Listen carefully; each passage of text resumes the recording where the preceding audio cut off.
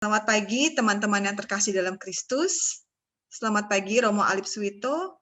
Puji Tuhan kita boleh dipertemukan kembali di bulan Maria ini, di minggu yang kedua ini. Dalam sharing session dengan Romo Alip Suwito, sebulan lebih dekat dengan Bunda Maria dan bersekutu dalam doa Rosario. Hari ini kita akan kembali mengintip keteladanan Bunda Maria. Dan tentunya kita akan belajar juga bagaimana untuk bisa melakukannya dalam keseharian kita. Dan dalam sesi yang kedua ini, kita mau kepoin bagaimana Bunda Maria yang selalu mengandalkan Tuhan dalam menjalani tugas perutusannya sebagai Ibu Tuhan kita, Yesus Kristus. Tentunya tidak mudah ya, dan hampir impossible untuk seorang manusia mengandalkan kemampuan dan kekuatan sendiri. Mari kita mempersiapkan hati kita untuk masuk lebih dalam kehadirat Tuhan. Kita akan buka rekoleksi kita pagi ini dengan tanda kemenangan kita sebagai umat Katolik. Dalam nama Bapa dan Putra dan Roh Kudus. Amin. Ya Bapa, kami bersyukur atas kasih setiamu dan penyertaan-Mu dalam hidup kami sampai hari ini. Terima kasih atas kasih yang tak terbatas yang Engkau berikan kepada kami. Pagi ini kami ingin belajar lebih lagi untuk mengasihi-Mu Yesus. Kami mau merenungkan firman-Mu. Kami mau pegang teguh firman-Mu, dan kami ingin belajar menjadi pelaku firman-Mu. Belajar melakukan kehendak-Mu, karena dengan itulah seharusnya kami mengasihi Engkau.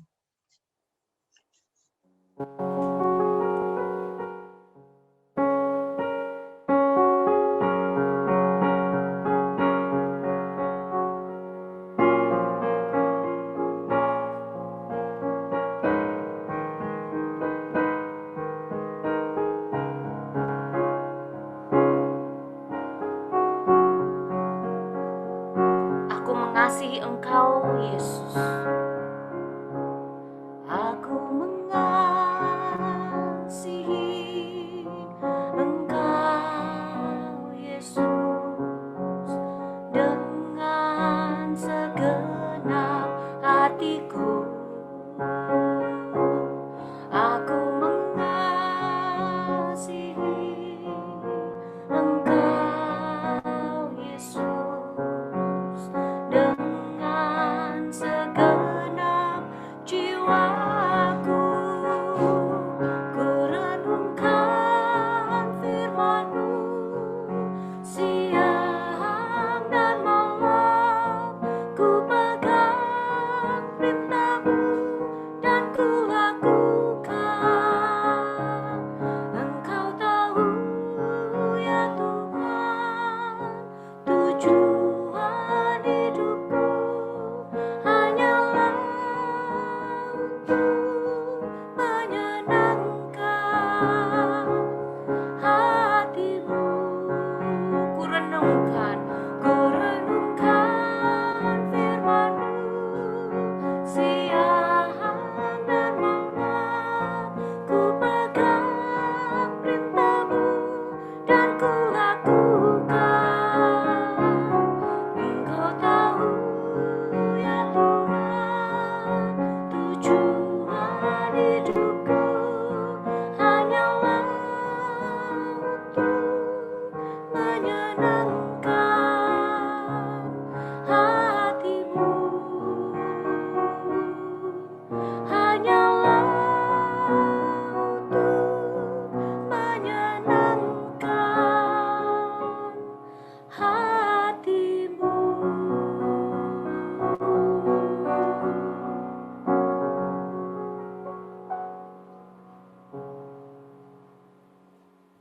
Ya Bapa, sebentar kami akan mendengarkan dan merenungkan firman yang akan dibawakan oleh Romo Alip. Berkatilah dan penuhilah hamba-Mu Romo Alip Suwito dengan Roh Kudus. Kiranya kuasa-Mu dinyatakan dalam setiap perkataan yang keluar daripadanya. Berikan kami telinga seorang murid, pertajam pendengaran kami, dan hati seorang hamba yang dengan rendah hati mendengarkan dan mau belajar kebenaran firman-Mu. Terima kasih Bapa. Bersabdalah Bapa, kami siap mendengarkan firman-Mu.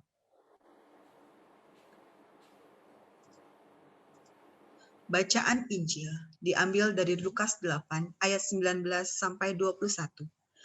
Tuhan bersamamu dan bersama roh. Inilah Injil Yesus Kristus menurut Santo Lukas.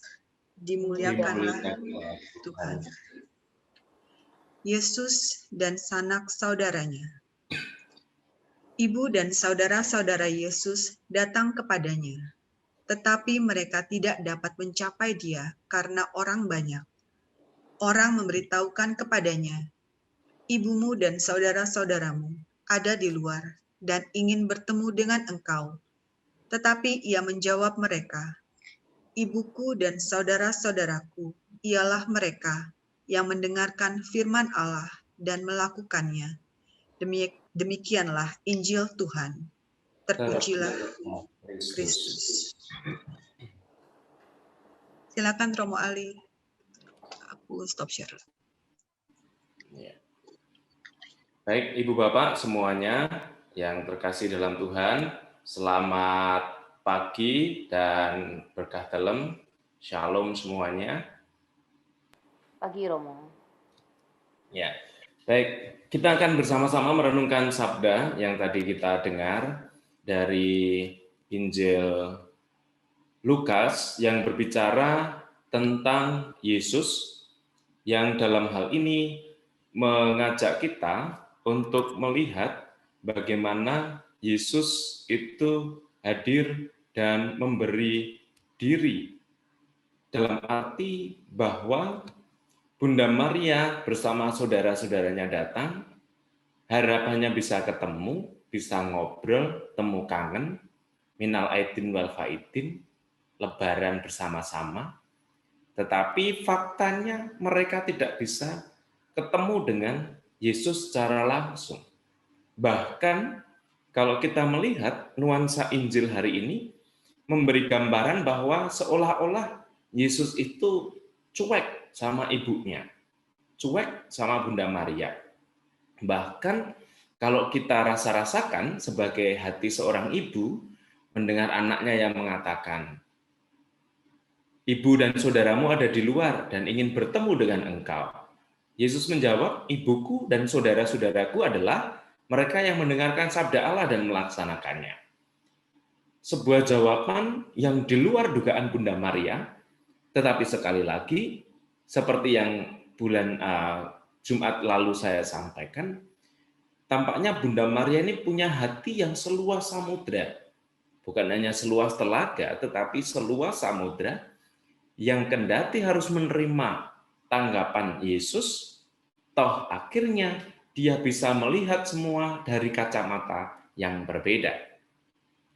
Maka kalau kita hari ini, dari bacaan ini diajak untuk merenungkan sebuah tema, mengandalkan kuasa Tuhan, hal yang pertama yang ingin saya sampaikan kepada kita semua adalah apa yang sering kita dengar dengan sebutan per Mariam et Jesum. Per Mariam et Jesum adalah melalui Maria menuju kepada Yesus. Ungkapan ini tidak hanya dikenal dalam arti bahwa oh ya kita berdevosi kepada Bunda Maria pasti nanti akan dikabulkan Yesus, namun pula menjadi bagian dari devosi kita kepada Bunda Maria. Devosi dalam arti devovere artinya mencintai. Kita diajak juga untuk belajar bagaimana Bunda Maria kendati mendapat beberapa perlakuan yang dalam tanda kutip mungkin tidak menyenangkan dari Yesus, tetapi Bunda Maria mau menempatkan bagaimana peran tugasnya sebagai seorang ibu yang akan membawa, mengantar banyak orang untuk sampai juga kepada Yesus dalam doa-doanya. Maka dalam hal ini ketika kita belajar dari Bunda Maria mengandalkan kuasa Tuhan, dia menempatkan diri pada tempat yang tepat. Oleh karena itu, dalam bahasa yang lain, poin yang kedua, tugas seorang ibu, Bunda Maria pada umumnya adalah mengandung, melahirkan, mengasuh, dan membesarkan anak. Bunda Maria juga melakukan itu semua, bahkan mendidik dan memberi perlindungan bagi pertumbuhan pribadi Yesus. Dalam hal ini, Bunda Maria take care, bertanggung jawab penuh terhadap pendidikan Yesus. Tapi tidak cukup hanya di situ. Dia menempatkan diri dalam arti bahwa poin yang berikutnya, tugas ini dijalankan dengan setia oleh Bunda Maria dan mohon bantuan serta pertolongan Tuhan. Bunda Maria mengandalkan kuasa Tuhan juga. Dan dalam poin yang terakhir yang paling penting, Bunda Maria mendukung karya Yesus dan melibatkan diri sepenuhnya dalam perutusan Yesus, terlebih untuk mendengar dan melaksanakan sabda. Apa yang mau saya sampaikan Ibu Bapak? Per Mariam et Jesum menjadi bentuk konkret bagaimana umat, terutama Katolik, yang percaya kepada Yesus dan juga meyakini kebersamaan di dalam doa-doa kepada dan bersama Bunda Maria, pasti akan dikabulkan.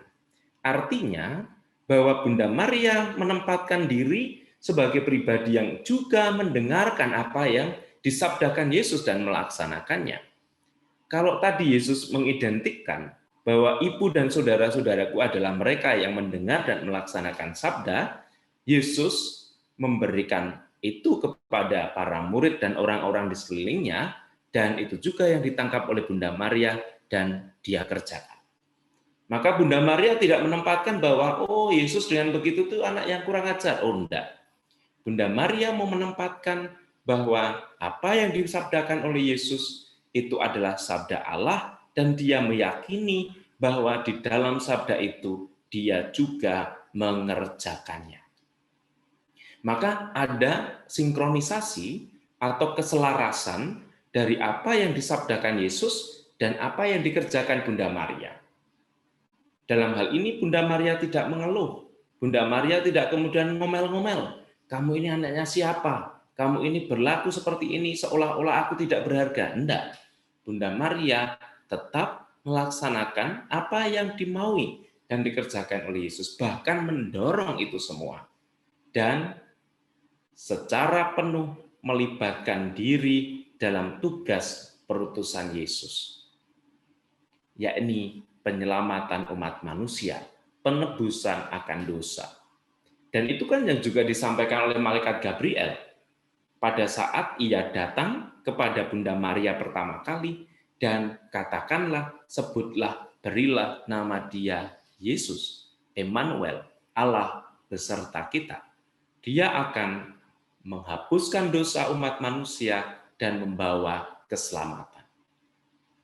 Pesan malaikat Gabriel ini yang selalu dia bawa, yang selalu dimasukkan di dalam hati, sehingga dia, Bunda Maria, tidak mudah putus asa, tidak mudah mutung kalau dalam bahasa Jawa, tidak mudah kemudian merasa tersinggung, emosional, ketika apa yang disabdakan Yesus ini terjadi dan bertukar balik dengan apa yang dia pikirkan. Seperti dalam bacaan Injil tadi. Ibu dan saudara-saudaraku adalah mereka yang mendengar dan melaksanakan sabda. Ini poin yang penting. Yang berikutnya, selain per Mariam et Jesum bersama Bunda Maria sampai kepada Yesus, hal yang kedua yang rasa-rasanya juga menjadi penting dan poin bagi kita, ketika kita ingin belajar juga mengandalkan kuasa Tuhan, seperti yang Yesus sampaikan dalam Injil tadi. Ibuku dan saudara-saudaraku adalah mereka yang mendengarkan sabda Allah dan melaksanakannya. Artinya apa? Salus Christus. Salus itu artinya keselamatan. Kristus itu berarti Yesus Kristus sendiri, Sang Mesias. Artinya hanya di dalam Kristus, Putra Allah yang dituju, tidak menghilangkan tempat dan peran Bunda Maria dalam misteri keselamatan Kristus. Sebab di dalam wajah Bunda terpancar secara nyata dan terang wajah Kristus. Pun Maria sendiri sebagai pintu yang membawa kita masuk kepada Allah. Dalam hal ini mau ditekankan apa? Salus Kristus itu artinya puncak dan tujuan akhir Bunda Maria adalah Kristus sendiri. Maka dalam hal ini, ketika dia berperan penuh sebagai seorang ibu, tidak kemudian ingin punya hasrat memiliki Yesus sebagai milik satu-satunya, anak satu-satunya yang harus selalu dekat dengan dia. Tidak. Tetapi Bunda Maria melepaskan Yesus sebagai pribadi yang memang adalah Putra Allah. Dia tidak merasa bahwa segala hal yang dia tumpahkan untuk hidupnya, bahkan kalau mau dikatakan proses kelahiran pun juga dia dengan bersusah payah melahirkan Yesus, tetapi itu semua tidak kemudian sifatnya, istilahnya apa ya, doudes, saya memberi supaya saya mendapat, tetapi bahwa Bunda Maria mengerjakan itu semua sebagai sarana dia untuk sampai pada keselamatan yang dituju, yakni putranya sendiri, Salus Kristus.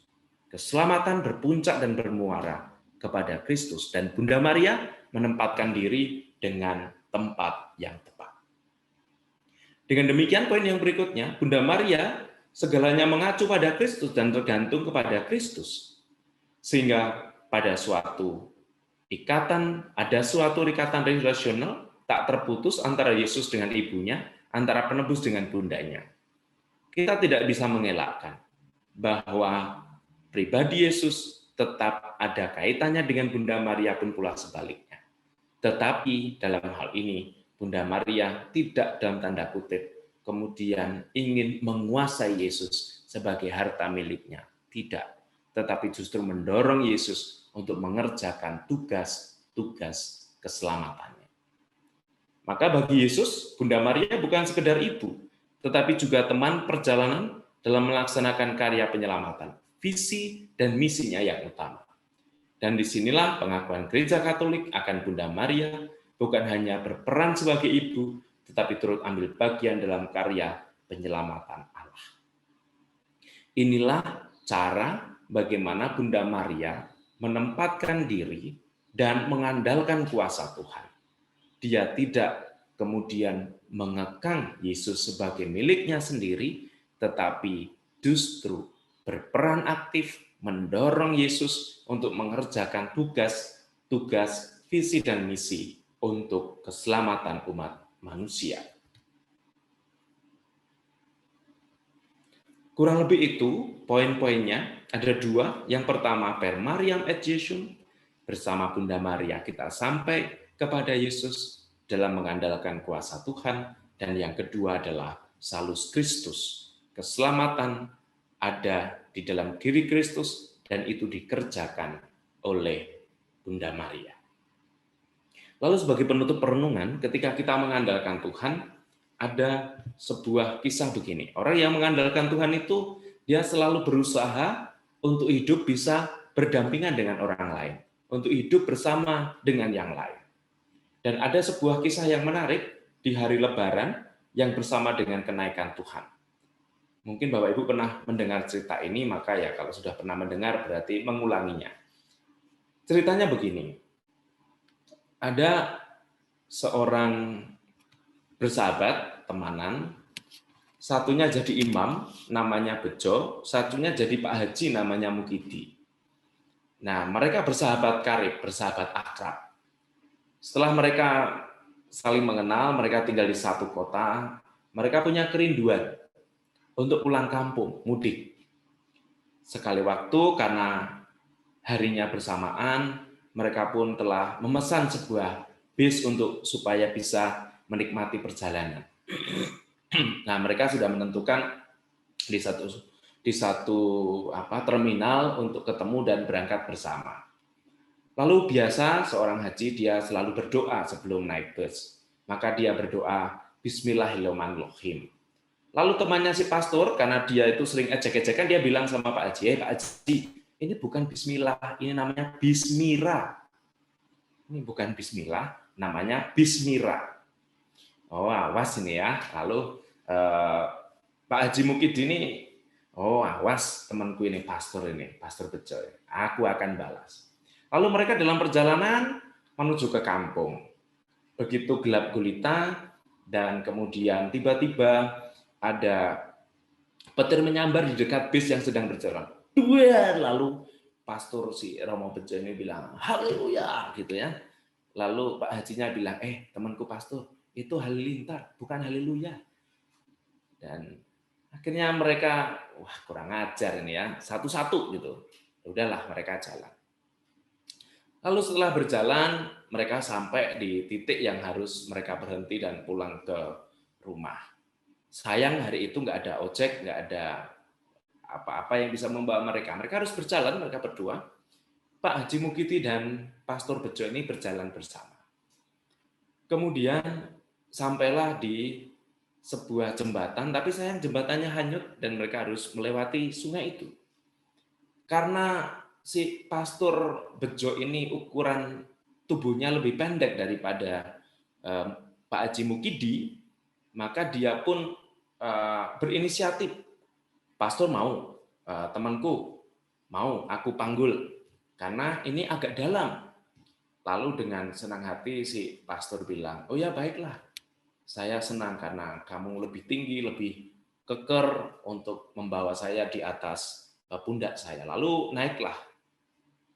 Kemudian dalam perjalanan menyusur sungai yang mulai agak dalam, lalu si pastor itu bilang, temanku, Pak Haji, ini akan jadi berita Kompas kalau besok atau hari ini ada wartawan di sini. Beritanya tuh bikin heboh. Apa, temanku?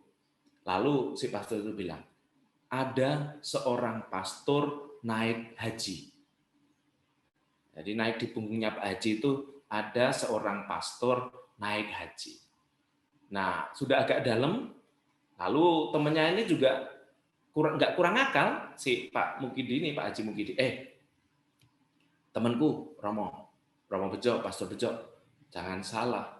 Hari ini juga kalau ada berita dari Kompas, wartawan di sini akan ada judul yang besar. Ada seorang haji membaptis pastor, lalu diangkatlah si pastor itu udah dijeburkan ke dalam sungai. Biur gitu. Dan akhirnya tidak hanyut karena sudah agak nggak terlalu dalam, lalu mereka keluar dari sungai itu berjalan sampai di rumah. Kira-kira sampai di rumah antara pastor dan Pak Haji ini, yang paling enak siapa? Pasti yang paling enak adalah Pak Haji. Karena bisa kerokan, bisa pijitan sama istrinya. Nah, pastornya, ya cari koster. Lalu mereka bersalaman dan pulang. Sebelum sampai di rumah mereka membeli sebuah sapu tangan sebagai tanda persahabatan. Dan sapu tangan itu atau kacu itu lalu diuntel-untel, banjur cuntel, dan ceritanya selesai. Itu Ibu Bapak yang bisa saya bagikan. Mengandalkan kuasa Tuhan bukan mengkip untuk diri sendiri seperti Maria, tetapi mendorong setiap orang untuk sampai pada keselamatan. Per Mariam et Jesu. Dan Maria punya orientasi satu hal, Salus Kristus. Kristus sebagai puncak keselamatan, dan itu yang dia kerjakan. Itu Ibu Bapak, Saudara-saudari, renungan singkat dari bacaan di mana kita belajar untuk mengandalkan kuasa Tuhan. Sekarang saat yang baik, apakah ada yang mau ditanyakan? Silahkan. Enggak.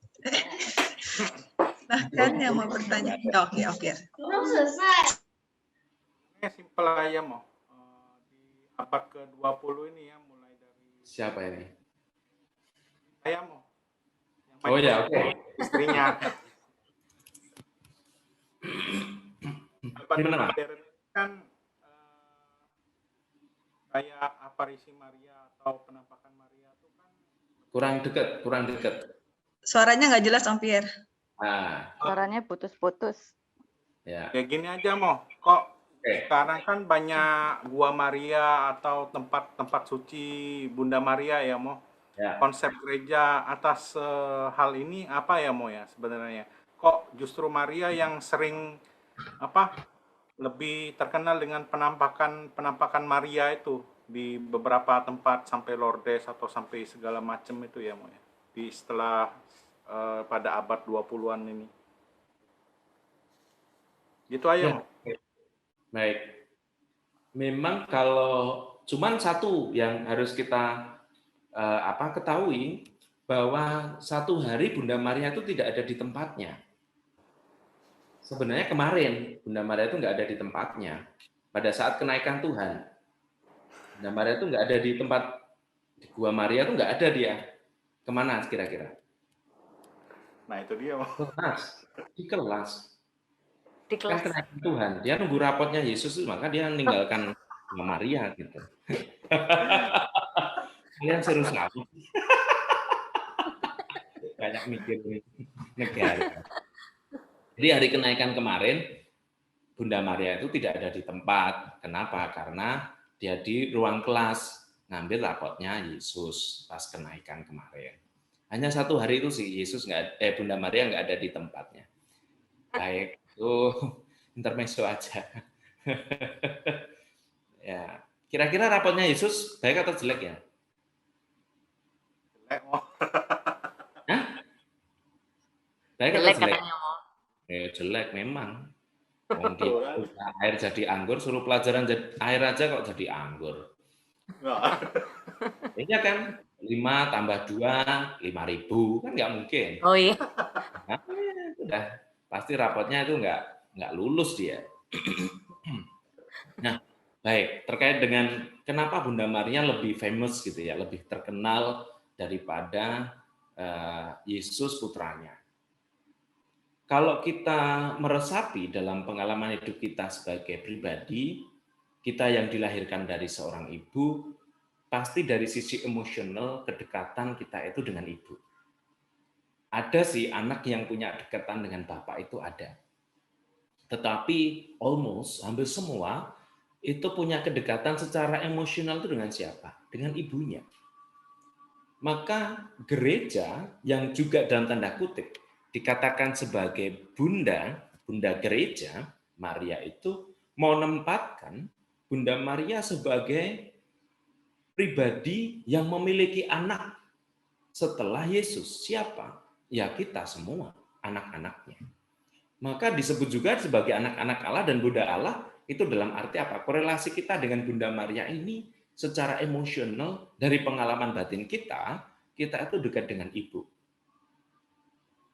Hampir semua pasti punya pengalaman seperti itu. Kecuali maling kundang. Maling kundang kan karena satu dan lain hal. Tetapi saya mau mengatakan dari kedekatan emosional itulah disebut dengan istilah devotional. Devotionalia. Devosi. Devover. Belajar untuk mencintai. Belajar untuk mendekatkan diri kepada orang yang secara emosional dekat dengan kita. Dalam korelasi sebuah keluarga, seorang anak, bila dibandingkan dengan bapak, ya ada sih yang dekat dengan bapak. Tetapi hampir semua anak itu dekat dengan ibunya. Dan dari situ, gereja mau menempatkan kedekatan anak-anak ini, atau kita semua yang adalah anak-anak Allah, dengan siapa? Dengan bundanya, dengan Bunda Maria. Maka tidaklah sebuah benar atau salah. Dengan demikian lalu Bunda Maria lebih terkenal, lebih jadi nomor 1, number 1. Ya enggak juga. Tetapi bahwa tadi per Mariam et Jesus. Bersama Maria sampai kepada Yesus. Dan tidak sedikit orang yang berdevosi, entah ada doa novena 3 Salam Maria, atau Rosario, atau Bunda Maria berdoa bersama Bunda Maria penolong abadi, Bunda Maria pelepas permasalahan-permasalahan. Itu semua dimunculkan dan dihadirkan supaya menjadi teman seperjalanan bagi umat untuk sampai kepada putranya, Yesus Kristus. Apakah dengan demikian tidak salah kalau kita langsung datang aja kepada Yesus? Ngapain sih harus sholat Bunda Maria atau bersama Bunda Maria? Ya boleh, tidak ada yang salah. Tetapi bahwa pengalaman batin itulah yang ingin ditumbuhkan dan dikembangkan oleh gereja. Dalam hal ini mendorong anak-anaknya untuk semakin dekat dengan Bunda, karena dari Bunda itu kita sampai kepada Kristus. Itu. Kira-kira semoga menjawab. Jadi tetap ada ruang-ruang yang dibangun oleh gereja secara emosional dan itu dimasukkan dalam kanal yang disebut devosi, devover, belajar mencinta. Semoga menjawab. Terima kasih Romo. Terima kasih. Ini Pak Ribun biasanya ada.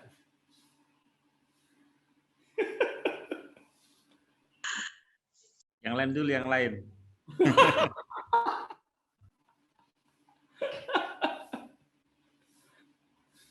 Oke.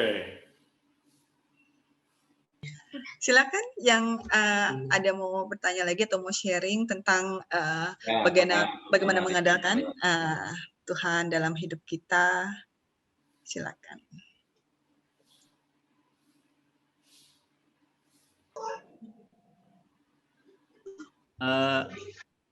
Romo, ya, jadi pada saat dulu kami ke Israel, dulu mencoba untuk pergi ke makam Bunda Maria, tapi itu nggak tercapai ya, Romo ya. Ya. Akhirnya saya selalu tertarik kalau nonton movie mengenai Bunda Maria gitu, termasuk yang di Fatima, di Lourdes, sama yang di Garabandal gitu, Romo. Ya. Tapi saya tertarik yang di Fatima, Romo. Oke. Jadi cuma pertanyaannya adalah Bunda Maria pada di film itu kebanyakan menampakkan wajahnya kepada Anak-anak. katakanlah kepada anak-anak perempuan ya, Romo ya. Jadi perempuan lebih sedikit istimewa bagi Bunda Maria kalau pandangan saya secara manusiawi ya. Kira-kira gitu aja sih. Maksudnya bahwa Bunda Maria itu dengan film yang saya tonton itu ternyata itu benar-benar real gitu. Jadi nyata gitu. Jadi saya sendiri apa yang didevosikan Gereja Katolik kepada Bunda Maria itu adalah hal yang benar gitu. Jadi dengan kesaksian-kesaksian pada puluhan tahun, ratusan tahun lalu itu ternyata Bunda Maria itu sudah selalu menampakkan, menunjukkan suatu miracle bagi kita gitu, Romo. Terima kasih, Romo. Ya, terima kasih Pak Rimbun dan saya sepakat. Kalian nyambung juga nih, Romo. Ya, oke. Kan kita ngomongin tentang tempat gua Maria gitu ya, tempat kita deposi. Saya selalu penasaran Senang Sono, Romo. Tahu saya Maria nggak pernah nampakin di situ kan, Romo. Internetnya kenapa jadi tempat penampakan gitu? Maksudnya dia kan bukan kayak apa ya? Pokoknya nggak ngerti aja lah Senang Sono kenapa dijadikan tempat tujuan sama Suci Maria gitu, Romo. Kalau Lourdes ngerti karena sejarahnya ada, terus ada Fatima, buktinya ada. Tapi kan kalau Senang Sono saya nggak pernah ngerti kenapa ya? Maksudnya kenapa nggak ada penampakan? Nggak ada penampakan ngomong di sini kan? Senang Sono ya, ngomong Senang Sono, ngomongin Senang Sono. Kita nggak pulang clear sejarahnya di belakangnya gitu ya, Senang Sono. Kita itu aja, ngomong lagi debatnya jelas. Oke. Jadi memang di Sendang Sono itu ceritanya begini. Jadi awalnya dulu ada Bunda Maria itu mau menandakan 171 orang yang dibaptis oleh Van Lith di tahun 1904. Dan kemudian didatangkan Bunda Maria itu dari Nederland, Belanda, oleh Romo Prentaler waktu saya tugas di Borok. Dia berkarya di sana di tahun 1929. Jadi 25 tahun pasca itu. Nah, ingin memberi penanda 25 tahun dibaptisnya 171 oleh Van Lith, itu diberi tanda Bunda Maria Lourdes itu. Jadi Bunda Maria Lourdes yang di Sendang Sono itu bukan buatan orang Sendang Sono, tetapi asli dari Nederland sana. Jadi dari Lourdes yang dibawa oleh Romo Prentaler. Jadi itu Bunda Maria yang memang asli dari sana. Itu yang pertama. Yang kedua, dulu sempat ada kisah memang akan ada penampakan di Sendang Sono. Tetapi sejauh saya dengar berita, cerita memang tidak ada penampakan. Karena itu hanya settingan. Jadi pada saat rumor dulu siapa ya, ada yang bagi-bagi rosario bagi Pak Thomas atau siapa itu ya dulu ya, bahwa akan ada penampakan dan sebagainya. Dan ternyata ada beberapa frater yang diberi tugas untuk ngecek apakah itu penampakan atau tidak. Nah, ternyata itu semua disetting. Jadi ada kalau sekarang itu main laser gitu ya, main lampu laser gitu dari jarak sekian puluh meter gitu, laser itu supaya ada kesan penampakan. Nah, itu dipasang orang-orang untuk membuat seolah-olah penampakan itu terjadi. Dan itu digagalkan oleh para frater. Itu ada ceritanya itu, Pak Thomas itu. Dan kemudian Bunda Maria bilang seolah-olah pada Pak Tuma, aku nggak jadi penampakan di sini. Gitu. Memang soal penampakan kadang-kala aneh, penampakan kok disetting kan gitu. Atau penampakan Bunda Maria mau menampakkan diri pada tanggal sekian, jam sekian di tempat ini. Kan juga lucu. Nggak pernah ada dalam sejarah kita sebagai orang beriman, penampakan kok ditentukan tanggalnya, ditentukan jamnya bahkan ketika semua ada. Penampakan kan itu urusannya Tuhan, mau sampai kapanpun kan bukan urusan manusia. Itu yang terjadi sih sejauh yang saya tahu informasi. Nah, terkait dengan penampakan Bunda Maria, memang saya sepakat juga apa yang disampaikan Pak Rimbun. Kepada siapapun sebenarnya sangat terbuka, ya. Karena juga penampakan di beberapa tempat memang itu ya sangat unik. Uniknya kenapa yang diberi penampakan itu anak-anak misalnya. Kalau saya sejauh saya pernah melihat dan membaca, salah satunya kenapa anak-anak, karena anak-anak itu polos. Anak-anak itu tidak ada settingan dan anak-anak itu bisa menerima apa yang dia terima, dia sampaikan. Dan tidak ada penambahan atau bahkan pengurangan. Itu salah satunya. Kenapa Bunda Maria, misalnya di Fatima atau di Lourdes, dan kenapa anak perempuan, saya kurang tahu kenapa dipilihnya anak perempuan. Mungkin yang main ke situ tuh banyak kan anak perempuan, mungkin kan juga nggak tahu. Tetapi bahwa maksud saya, kenapa anak-anak yang dipilih? Saya rasa kita ingatkan, kalau kamu mau masuk kerajaan Allah, jadilah anak kecil. Artinya apa? Itulah kepolosan, itulah apa adanya. Anak-anak tidak punya potensi apapun. Jadi justru anak-anak ini dipilih untuk mewartakan bahwa memang ada penampakan di situ. Itu Pak Rimbo.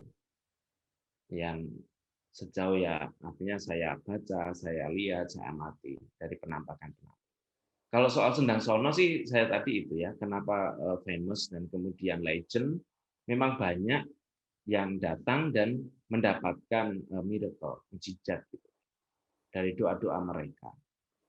Entah yang sakit, karena dulu ceritanya air Sendang Sono itulah air yang memberi kesehatan, kesembuhan pada saat Romo Van Lith membaptis salah satunya Mbah Barnabas Sarikromo. Katekis, dulu itu dia adalah seorang begal gitu yang sangat menguasai daerah itu dan kemudian bertobat. Dia sakit, saat sakit Cik Van Lith itu bilang, kalau kamu sembuh, mau kamu ikut Kristus? Iya, dan benar dia diberi doa, diberi minum air Sendang Sono itu dan sembuh. Dan hampir semua desa kemudian ikut Romo Van Lith dibaptis itu. Itu sejarahnya. Dan memang Sendang Sono terkenal dengan salah satu soal sembuh dari sakit, mujizatnya. Orang yang berdoa di situ. Itu. Jadi clear gitu loh. Karena saya nggak pernah ngerti kenapa Sendang Sono jadi famous. Maksudnya ya, dari dulu kenapa, maksudnya kalau Lourdes memang ada penampakan, tapi kalau Sendang Sono, saya Maria nggak pernah nampakin di situ, kenapa? Maksudnya kenapa ada Gua Marianya famous gitu loh jadinya. Jadi kita nggak ngerti aja gitu kenapa. Jadi ngerti sekarang mau sejarah. Ya, semoga sekarang dapat info. Oke. Romo mau nanya ya, Romo. Ya, silakan. Terkait dengan yang tadi Romo jelaskan bahwa mengandalkan Tuhan, ini aplikasinya. Saya mencoba mencerna dan mencerna aplikasinya dalam keluarga gitu ya, Mo. Berarti kan kalau kita mengandalkan Tuhan, kita sebagai orang tua, kita tidak meng-keep anak kita dengan dengan apa yang kita mau dan dengan aturan-aturan baku yang tadi sebelum Rosario kita juga sebelum ibadat tadi saya sudah sempat ada sedikit ngobrol sama Romo ya, bahwa kita tidak meng-keep anak kita sesuai dengan yang aturan-aturan baku yang kita sudah pelajari dulu, tetapi lebih membiarkan kuasa Tuhan yang bekerja untuk membentuk anak kita dengan mengarahkan mereka kepada sesuai dengan yang tadi Romo bilang solus Christus, betul ya, Mo? Ya. Jadi mengarahkan mereka kepada Tuhan sehingga mereka menemukan jati diri mereka di dalam iman mereka. Saya benar nggak Mo? Kayak gitu betul nggak Mo? Ya, kalau meneladan Bunda Maria, memang ya sebagai seorang ibu kadang-kala ada was-wasnya juga ya. Ada rasa khawatir juga dengan Yesus yang seperti itu pola tingkahnya. Tetapi almost itu yang justru membuat Bunda Maria belajar. Jadi Bunda Maria ini kan keutamaannya adalah menyimpan semua perkara dalam hati. Hati Bunda Maria itu saya kalau membayangkan itu ya barang apapun tuh masuk gitu kira-kira ya. Apa yang disampaikan Yesus itu masuk. Jadi dia tidak istilahnya apa ya, tidak kemudian mengabaikan, tetapi dia mencoba mencerna sehingga mosaik-mosaik apa yang disampaikan Yesus itu dirangkai oleh dia menjadi sebuah benang merah karya keselamatan. Itu yang sangat sangat bagus. Dan persis apa yang Bu Ika sampaikan, hari ini ketika kita memahami bahwa anak itu adalah gift, anugerah. Ya, berarti anugerah Tuhan. Kalau anugerah itu apakah itu patut dimiliki kan gitu. Kalau pemberian ya mungkin benar juga bisa dimiliki, tapi seberapa jauh kita akan memiliki anak-anak kita. Hanya bentangan waktu yang tidak panjang kan. Usia 18, 21 tahun kan mereka sudah dikatakan makhluk yang dewasa yang bisa menentukan pilihan-pilihan hidup. Nah, justru sebagai orang tua perannya sangat penting untuk apa? Membantu membuat decision maker. Keputusan-keputusan di dalam hidupnya. Artinya membantu itu menolong, seperti Bunda Maria juga. Di dalam hal ini tidak kemudian mengkeep Yesus milikku, dan aku akan marah kalau dia itu ngomong yang tidak hormat padaku, tapi Bunda Maria kan enggak begitu. Dia dalam hal ini menjadi teman seperjalanan tadi. Orang tua juga harapannya menjadi teman seperjalanan anaknya. Untuk sampai pada apa? Membuat keputusan-keputusan. Dan ini sangat penting. Decision maker kecil. Aku ini mau bangun jam berapa? Oh, kamu akan kuliah sekolah jam sekian, ya kamu bangunnya jam sekian. Kalau ternyata aku nggak bisa, bagaimana ya? Orang tua patut menolong kan? Tidak dengan demikian, lalu itu kan sudah tanggung jawab, padahal mereka belum bisa memahami tanggung jawab dalam konteks yang sebenarnya. Tapi tugas-tugas kecil yang sederhana yang bisa di-share dalam keluarga, itu saya rasa juga cara untuk mendidik mereka bertanggung jawab dan sampai pada decision maker itu. Keputusan-keputusan kecil, sederhana. Mah, aku mau pakai baju warna apa misalnya. Ya, kita akan ke sini, baiknya kamu pakai ini. Yuk kita mau ke pantai. Mah, aku pakai baju batik, masuk ke pantai baju batik kan nggak mungkin. Nah, itu kan decision maker kecil sederhana yang mulai juga harus dilatihkan supaya anak pada saatnya, pada usianya, dia bisa membuat sebuah keputusan-keputusan, bahkan keputusan besar untuk hidupnya. Salah satunya apa? Entah bekerja atau bahkan menikah. Nah, orang tua punya istilahnya apa ya, tanggung jawab, responsible ke sana juga. Itu sih yang bisa saya sampaikan. Dan Bunda Maria juga saya rasa sejak Yesus ketinggalan di bait Allah atau bahkan meninggalkan diri di bait Allah, itu saat itu dia sudah mulai memikirkan kata-kata Simeon. Simeon kan bilang sama Bunda Maria kan, bahwa anak ini akan menentukan jatuh bangunnya bangsa Israel. Satu. Yang kedua, akan ada banyak zaman pedang yang menembus jiwamu. Itu kan kata Simeon. Jadi ada pesan-pesan yang juga tampaknya itu akan terjadi dan diamini oleh Bunda Maria, seberat apapun resikonya. Itu kan sudah dimulai juga ketika mereka enak-enak belum pulih dari sakitnya, dia harus pergi ke Mesir karena mau dibunuh bersama dengan Yusuf pada saat habis melahirkan. Itu kan belum selesai proses melahirkannya, belum selesai sembuhnya, dia harus menggotong Yesus bersama Yusuf pindah ke Mesir kan. Dan jaraknya kan juga jauh, perjalanan panjang. Coba bayangkan, ibu yang baru melahirkan dalam kesakitannya, dia harus naik on holiday ke Mesir. Dan itu semua dikerjakan. Seperti itu. Atau bahkan hari ini, kalau Bunda Maria itu orang yang tersinggungan ya pasti akan ngomel-ngomel tuh di depan Bunda Maria. Gitu. Kan wanita itu dosanya banyak tapi kecil-kecil, itu wanita. Dan wanita itu kan juga ahli sejarah kan, benar nggak? Ahli sejarah itu dalam arti satu kesalahan seorang laki-laki itu disimpan sepanjang masa. Dan pada Nggak ada suatu time saat, limitnya ya, Mo. suatu saat akan dimunculkan lagi. Tapi ya juga gitu, cowok itu dosanya sedikit tapi besar-besar gitu loh kira-kira. Itu sudah takdirnya begitu. Nah itulah kira-kira. Jadi kedekatan-kedekatan emosional itu yang juga perlu dibangun terhadap anak-anak, dan Bunda Maria membangun kedekatan itu, tetapi dia berani mengambil jarak pada saat-saat tertentu. Ketika Yesus membutuhkannya, dia hadir, dan pada saat tertentu dia juga selalu mendorong untuk karya keselamatan terjadi, dan dia menempatkan diri dengan tepat. Nah ini rasa saya TikToknya Bunda Maria dan Yesus ini main gitu. Nah, kalau orang tua TikTokan sama anaknya, ketika ia menempatkan diri, dia harus disposisi batin atau membuat keputusan-keputusan, dia menempatkan dan tidak terlalu mempengaruhi, juga akan menjadi lebih indah.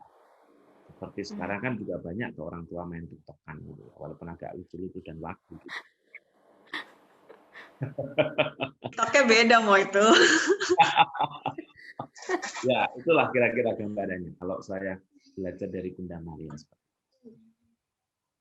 Kita mesti belajar TikTokannya itu ya, Mo ya.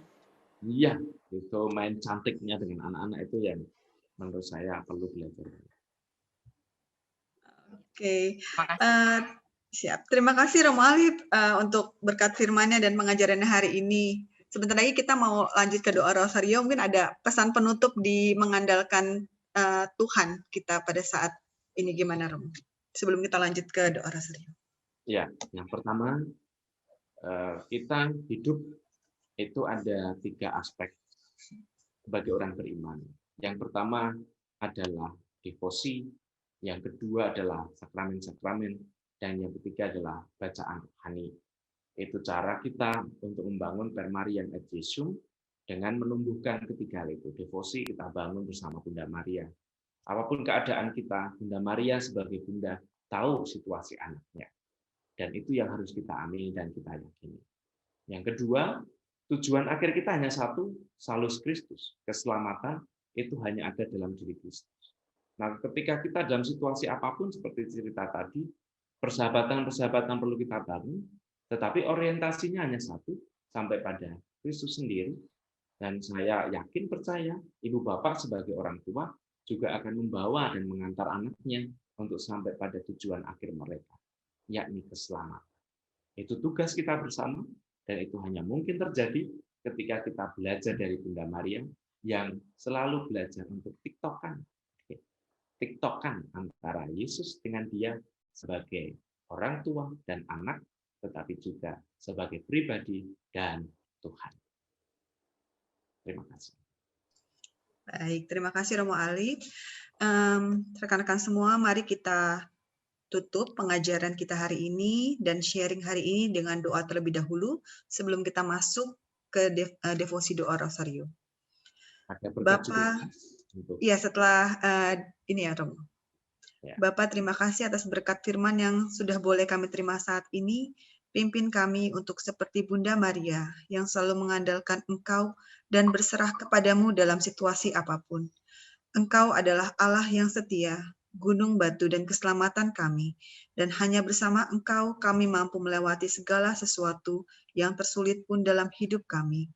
Terima kasih Bapa untuk Romo Alip yang sudah boleh Kau kirimkan untuk kami hari ini. Berkatilah pelayanannya, berkatilah kesehatannya, sehingga beliau dapat terus menjadi alat perpanjangan tangan-Mu untuk lebih banyak lagi menjangkau anak-anak-Mu yang membutuhkan jamahan kasih-Mu. Kami juga mau bawa doa untuk adik Paul, Emilia, dan Evan yang merayakan ulang tahunnya minggu kemarin. Berkati mereka dalam setiap pertumbuhan mereka, sehingga mereka bertumbuh dengan baik dalam jasmani dan iman mereka selalu. Juga untuk pasangan Pak Yosef dan kita, yang merayakan ultah pernikahannya tanggal 12 Mei kemarin. Kiranya berkat dan damai sejahtera-Mu melimpah dalam keluarga mereka. kita mau naikkan terima kasih kita kepada Yesus.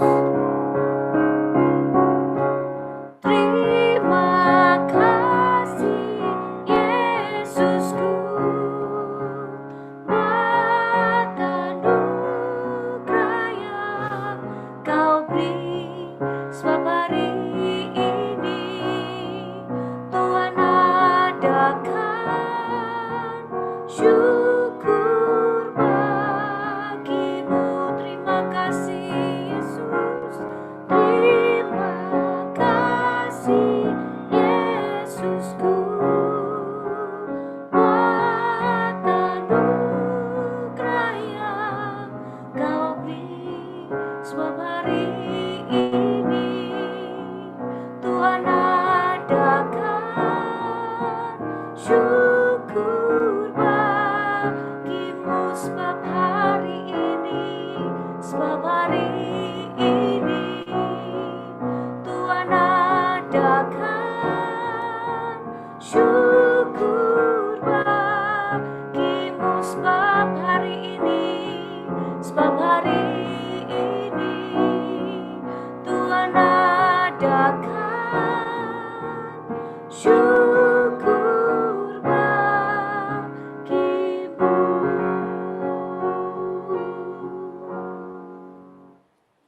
Ibu, Bapak, dan saudara-saudari, malah kita mohon berkat bagi pribadi-pribadi yang kita doakan bersama dan kita syukuri atas rahmat anugerah kehidupan, rahmat ulang tahun bagi Paul, bagi dari Emilia, bagi Evan, dan juga ulang tahun perkawinan bagi Bapak Yosef dan Ibu Brigita.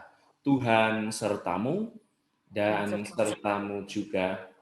Semoga keluarga-keluarga kita, terutama komunitas di Qatar, komunitas keluarga-keluarga di Indonesia yang ada di Qatar, dan setiap orang yang ikut ambil bagian dalam permenungan hari ini, terlebih mereka yang kita doakan dan kita bersyukur bersama dengan rahmat kehidupan yang mereka terima bagi Paul, Emilia, dan Evan, serta karunia sakramen perkawinan bagi Bapak Yosef dan Brigita, serta kita semua dalam naungan dan berkat Allah yang Maha Kuasa, Bapa dan Putera dan Roh Kudus. Amin. Terima kasih Romo. Terima kasih semuanya, berkat melimpah, Tuhan memberkati. Sampai ketemu Jumat depan. Ya, Terima kasih, terima kasih Romo. Romo. Kita akan melanjutkan dengan doa Rosario ya. Iya. Saya yang pimpin berarti ini ya. Iya. Iya, Nia. Mulai dari tanda salib juga nanti ya. Oke. Ya, mari saudara-saudara kita terkasih, kita akan melanjutkan ibadat ini dengan berdevosi bersama kepada Bunda Maria, dan mari kita bersama-sama menaikkan segala permohonan kita dalam doa Rosario. Doakanlah kami, ya Santa Bunda Allah, supaya kami dapat menikmati janji Kristus. Marilah kita berdoa. Ya Allah, kami hamba-Mu berdoa kepadamu. Semoga oleh karena belas kasih-Mu, kami memperoleh keselamatan badan dan jiwa. Serta karena doa Santa Perawan Maria, kami terhindar dari kesusahan dunia ini dan dapat merasakan kebahagiaan kekal di surga. Dengan pengantaran Kristus Tuhan kami. Amin. Marilah kita menutup rangkaian devosi kita dengan berdoa.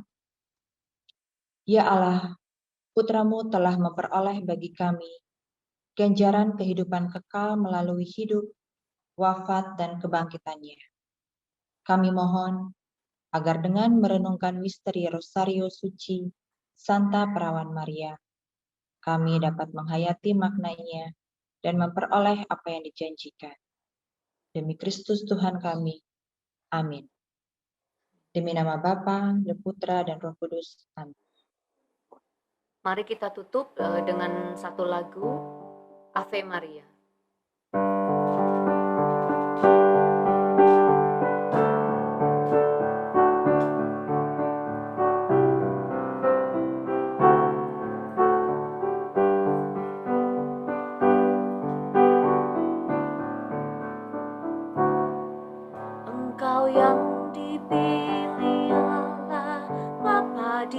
surga untuk melahirkan putranya yang kudus. Engkaulah Bunda Kristus, Bunda Sang Penebus segala dosa manusia.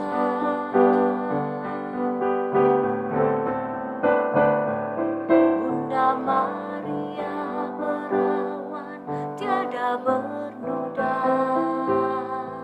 hatimu bersinar putih tiada bercela. Engkau Bunda Almasih yang diangkat ke surga penuh kemuliaan. Ave Maria, Ave Maria.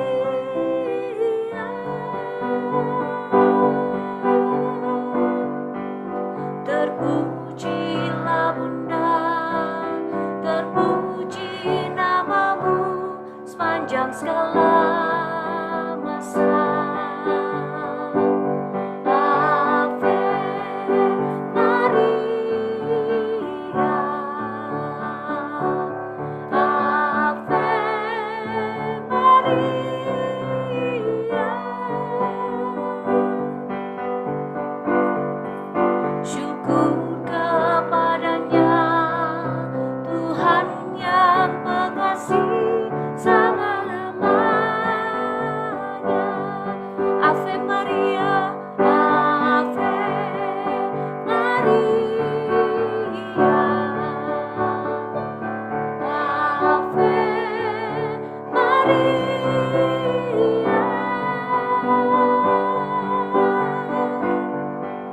Terpujilah Bunda, terpuji namamu sepanjang segala masa. Ave Maria, Ave Maria.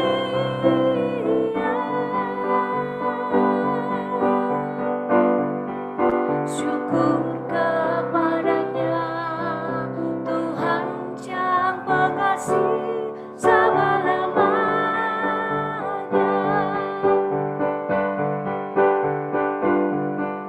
Syukur kepadanya, Tuhan yang pengasih selama-lamanya.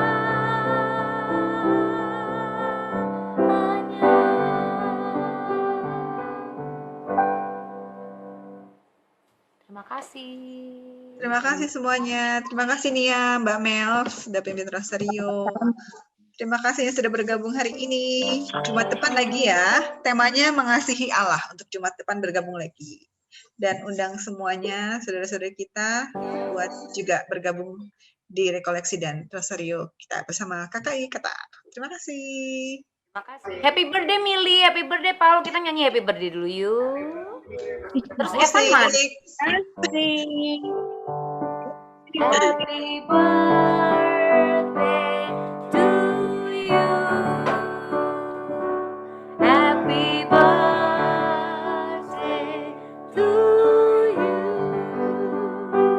Happy birthday, happy birthday. Happy birthday to you. Happy birthday to you. Happy birthday to you. Happy birthday, happy birthday.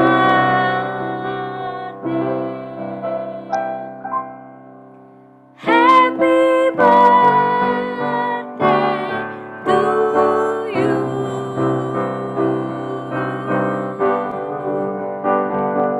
Happy birthday. Thank you. Terima kasih. Terus lanjut nyanyi tulang rusuk gitu ya. Suruh Gita aja yang nyanyi tapi ya. Jangan dong. Thank you si liturgi, thank you Nia, Mili. Terima kasih. Oh ya, minggu depan yang tugas Rosario ini nggak ditanya-tanya lagi, seksi liturgi memutuskan. Galak banget seksi liturginya ya. Yang doa, yang petugas Rosario siapa Lin? Minggu depan? Doa South atau Doa North? Doa South ya. Ya, today hari ini kan Doa Center. Nah, minggu depan Doa South. Doa South Mbak Loren. Diputuskan silakan. Oke, cuma doa Rosario Anja sudah ada teksnya, nanti tinggal baca aja. Kayak gitu. Oke.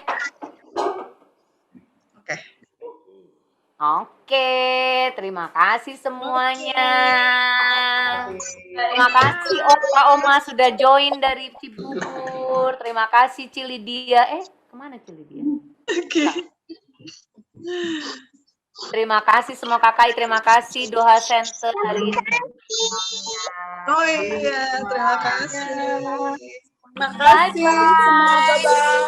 Thank you. Bye. Happy weekend. Bye. Happy weekend.